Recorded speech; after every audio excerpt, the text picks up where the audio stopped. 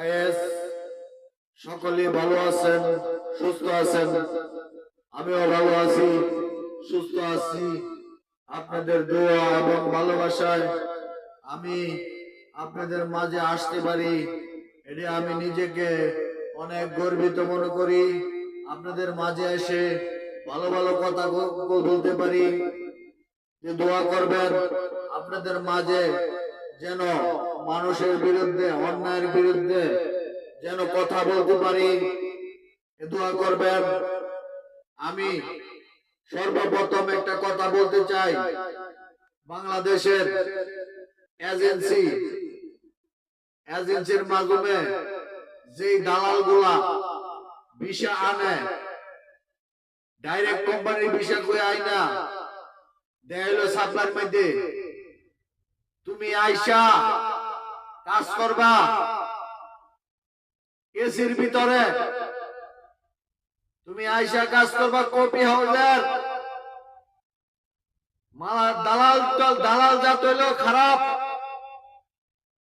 এরা এক কথা বইলাই না আরেক কথা বইলাই না, কাজ দেয় মানুষকে বিপদ ফেলায়।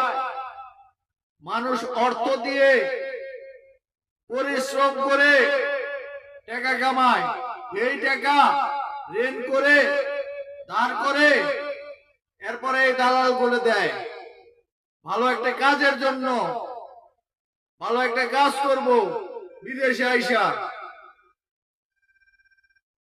এই কাজটা করে বাংলাদেশের মানুষের সাথে এই দালাল যাত্রা। এলা মাইশের কোনো কাতার করে নাই, মাদার চোদেরা মাইশের কোনো কাতারে করে না। মাদার চোদেরা আমাকে এক মাদার চুতান ছিল,